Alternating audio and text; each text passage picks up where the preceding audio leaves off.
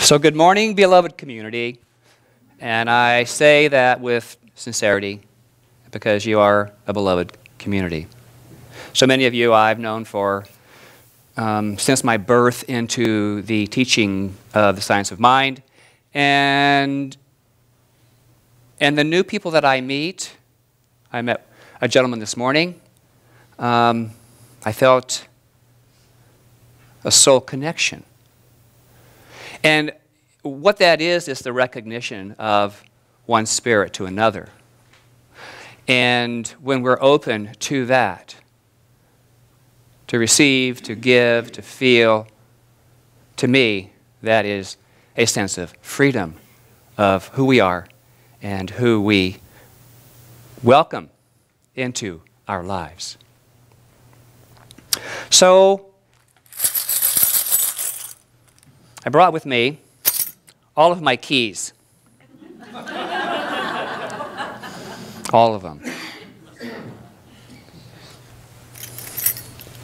This is a house key. These are more house keys.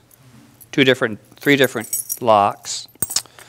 These are my center keys, and there's 3 of those. What else I have here? This is my car key, and these are what I call keys to like in motion and one of my frequent flyer coffee cards. What else I have here? Oh, this is my other business, my hair salon. 2 keys, one for the front door and one for the business door to the building. And then these, I'm not sure what they are, but I have them. I call them my old keys, my old parts of myself. And I have no clue what they're to. And so my point about all of this is that there are many keys that we move into our experience of life with. And the key is a tangible, something we hold on to. And so let's talk a moment about that whole concept of keys and how they relate to the science of mind in this teaching. The keys to freedom.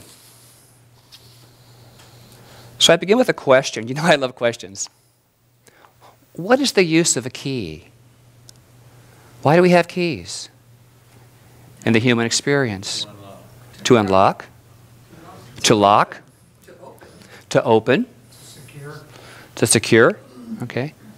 And what are those things we lock, unlock, secure? Precious, valuable stuff, our homes, our cars. And why would we want to lock anything at all? Why do we do that in society today? Maybe to feel safe, secure. How about this one? Protect what we own. Protect what we own. Don't want to lose it. So there's a lot of emotion and feeling around the idea of safety and locks and keys and all of this whole concept. For me, it's security and peace of mind. Ever had a lock freeze up? I look at Robin George. Mr. Know It, fix it, get her done guy. Yeah, it's frustrating, isn't it? Might need some WD-40 or even a locksmith, right? But for this morning, the keys to freedom is about unlocking our restrictions and setting ourselves free to live an abundant, comfortable, safe, and a magnificent life.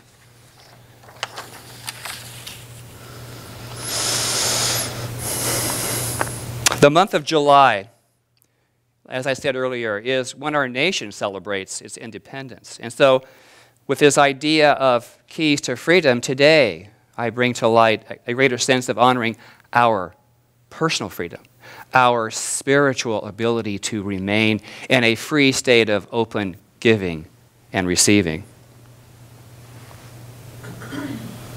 You know, every time I think of the 4th of July and this whole idea of freedom, I love the patriotic songs, and I like what they do for my inner imaging and sense of well-being.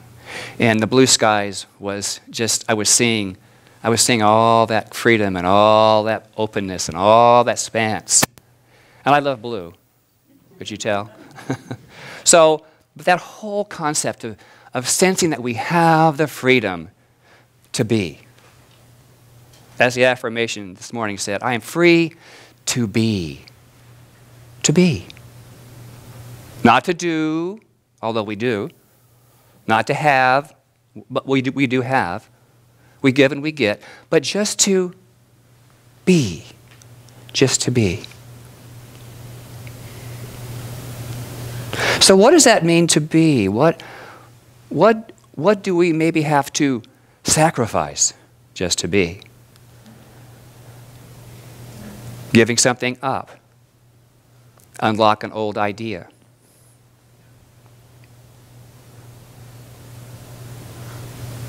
What principles, when understood, provide real independence for us? First, are you an independent thinker? Or I'll have what he's having. Might sound good, but maybe you really don't want it. But you don't want to ripple the waters. You might lose a friend if you don't agree with them. These are all me. These are all me. And maybe they're parts of you too. You know, when I ask the question, are you an independent thinker, you might say yes, you might say no, or it depends. But what is an independent thinker?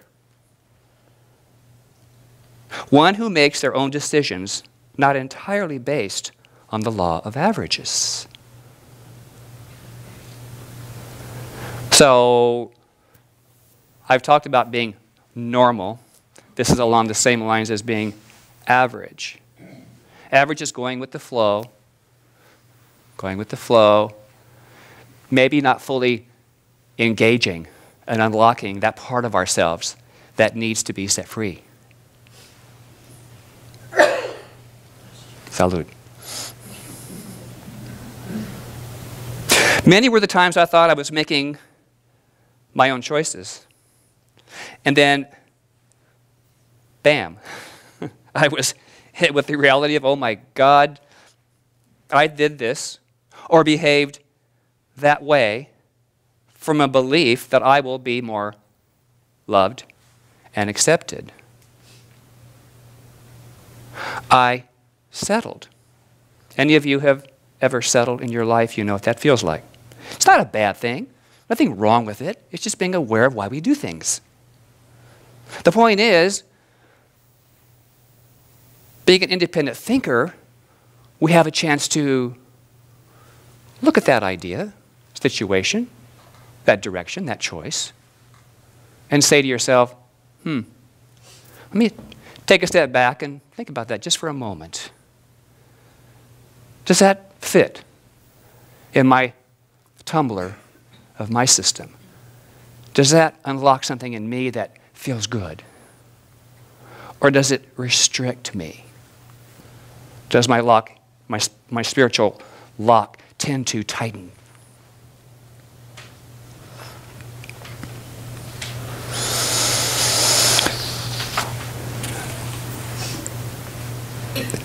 Science of Mind textbook, it tells us, back of what we call the human body, there must be a divine body, that internal self. It is not necessary to visualize the spiritual body, but we should sense a spiritual idea that the flow and circulation of life through it is complete. It is not inhibited. The spiritual self, the true spiritual self, is not inhibited. It inhabits us. We're a result of it. But we, through through our thinking, through our belief, through consciousness, we shut it down. We lock it up. Each of us is an abundant individual, free, set free to think our own thoughts. Now, that hasn't always been comfortable for me, to hear others' thoughts about me. And I know for myself that every day there's an opportunity for me to be more open, to be more transparent, to say, oh, wow, thank you for letting me know that about me. Because I get to be in the process of evolving as my true spiritual being. Each of us has our own batch of ideas about freedom. Each of us has our own sense and batch and compilation of adversities that we've come into life and through and with, haven't we? We've all come through something, or we're experiencing something now. We have a challenge, we've had a challenge, we may have a challenge. Well, here we are. We're in this universalness together. And because of that, and with them, and a cause out of them, is that we get to shift in our thinking. If we choose. If we choose. In other words, our consciousness, our mental awareness, has been added to. Added to. And so here we are, filled with life, going on about our daily experiences, often sharing our fullness with those we meet, whatever that is, our opinions, our views.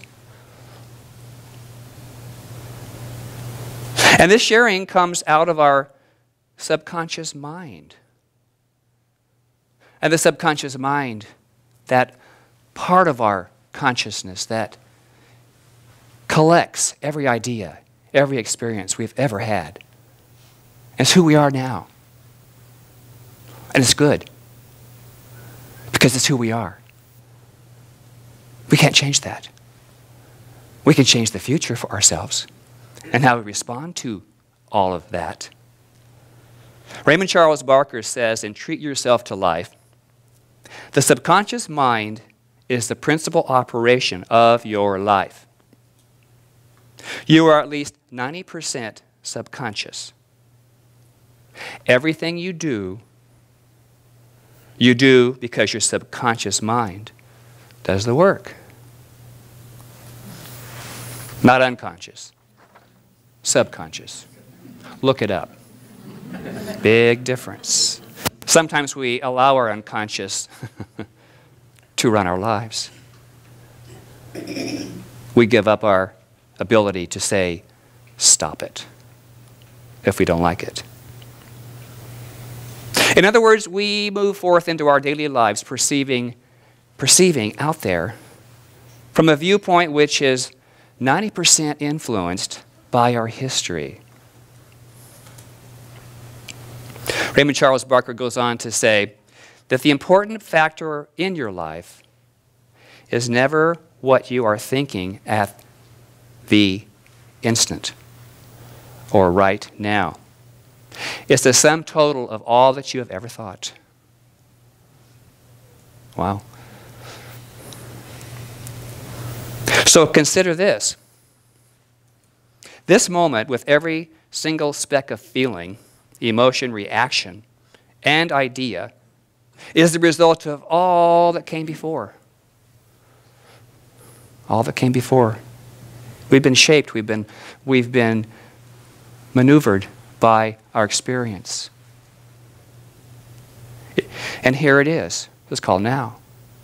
It's called now. You see, once anything has been in your experience, it is the ability to stay in your experience. And it does so to the degree you continue to give it power, to keep it locked down.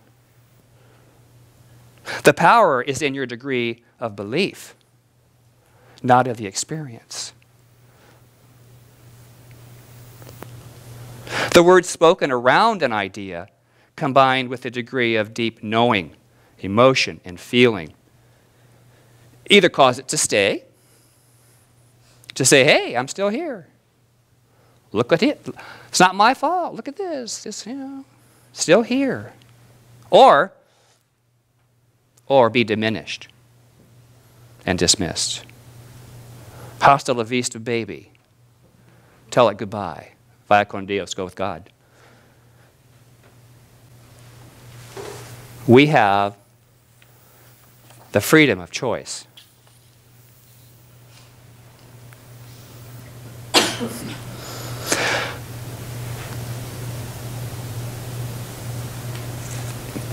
We have, I thought of something else I want to say.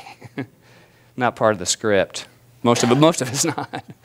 But we're always at 90% subconscious influence. And that to me is such an awareness of where we tend to live from in the human experience. To get caught up in what's happening around us, to look outside these doors and and to either step into it or turn away from it, if you will. But it's our influence. It's only our influence. And to that belief that we store in consciousness, we have the opportunity to eliminate, dismiss all of that adversities, if we choose. If we choose. What I know about some of those old patterns for me is that they still tend to sprout once in a while. But what I know about spiritual practice, doing it continuously as I think about it, we can't just sit here and go, forever, because we're living in the world. But the more we can, in our own minds, go to that place where all is well. I am spirit. All of me is pure consciousness. There's an ability to not step into it. That negative stuff, the old pattern way. I honor you, Holly, for stepping into the keyboard today. Because that is a stretch when you're used to having. So you've grown in your freedom, in your consciousness, to know that, hey, I can do this. How'd it feel? Sounded great. Sounded great. Sounded great. So one key element here I would like to share with you. We must, as Ernest Holmes said, transcend the appearance, even though we admit it as a fact. What? Facts change.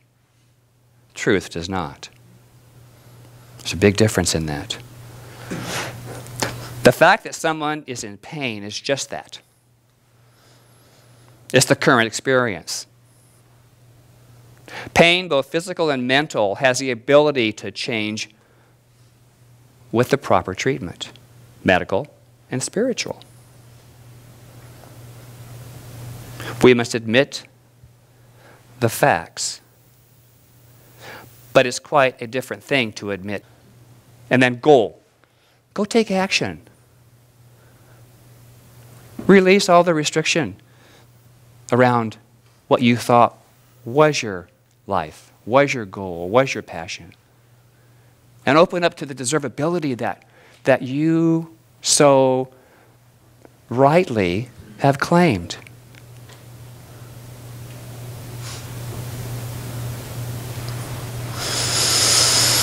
So when we do the on your mark, get set, and goal, what you do is you set yourself free through the power of your mind.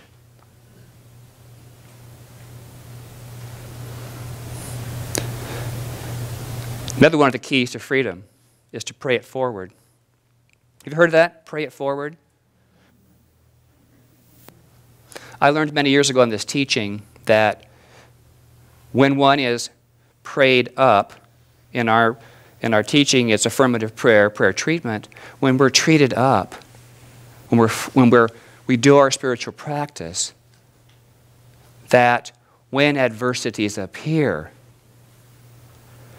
we can step away from them rather than jump into them. When I'm not as easily moved in my internal with a reaction that is judgmental, caustic, negative. So pray it forward. I've had many occasions where I've been protected and safe and secure on the highway. Because before I leave my garage, I'm in my car and I do my spiritual practice about safety and support and ease and flow to my destination. And I claim my destination wherever that is. I don't want something in between to be my destination, you see. I'm clear about that. That's going unconscious. But consciously choose where you're going. And then how you get there is safe. It may involve a detour. How often have you gone someplace, taken a detour, and thought, well, what's this about?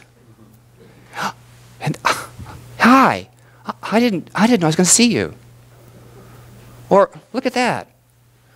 The other day, we were driving by looking at open houses and made a wrong turn. Not. And here was the dream house. I was telling someone this morning, I said, I've listed out all the things on the list of choice. And by golly, they were all there. It just cost twice as much as my budget.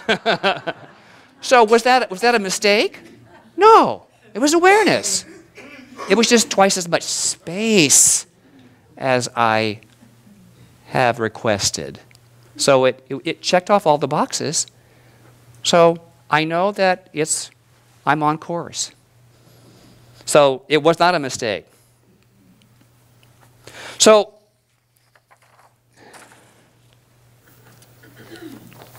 again, I'll move to Raymond Charles Barker because I just love the power of decision. I know several of you have been through classes and have read that book. It's just wonderful. And this is a quote out of the book. Check your list of expectations quite often. They indicate just what you will get out of life at the present time. Did you get that? Rejoice in your good expectations and expand them. Daydream about them. Give them the food of your creative thinking.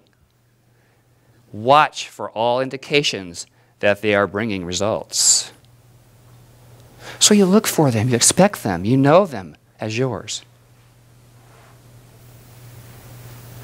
And these are the words attributed to Jesus. And these signs shall follow them that believe. Independent thinkers? Yeah. Have you taken stock in too many facts? Or are you living from the truth?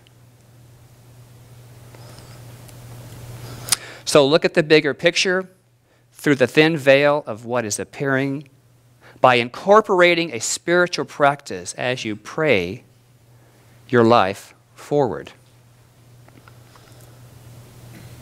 And so, right now, through the magic of videography, I would like to introduce you to a friend of mine. Her name is Mardell. I've known her for many years, and she continues to inspire me through her absolute freedom of her spirit. And it's quite wild. So take a breath and hang on for the ride.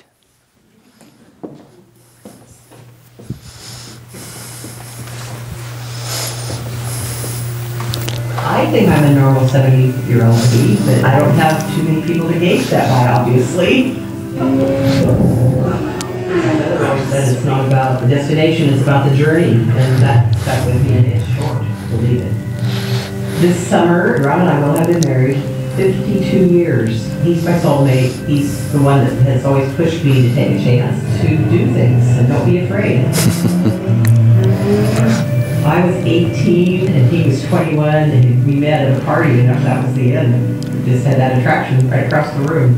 We met in March and probably got married in into July. It's like, let's go to Reno, let's get married.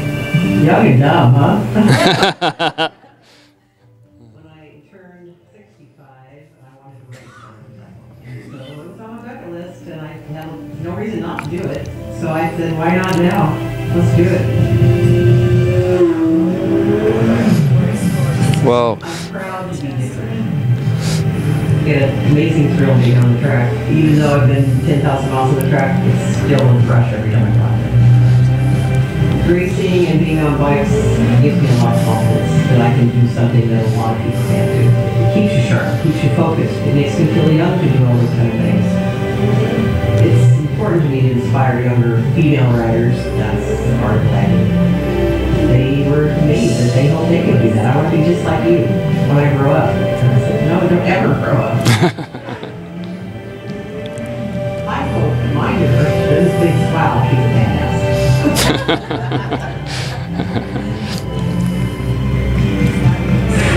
You need to make the most of your life. It really is short-lived. I mean, that's not a cliche.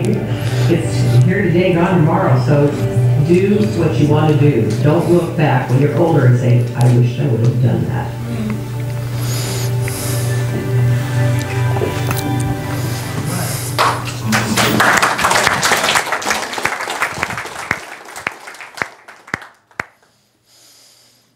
If not now, when? Oliver Wendell Holmes wrote, "Love is the master key that opens the gates of happiness." So, beloveds, live in love and live in freedom, because you own the key to your life. Namaste.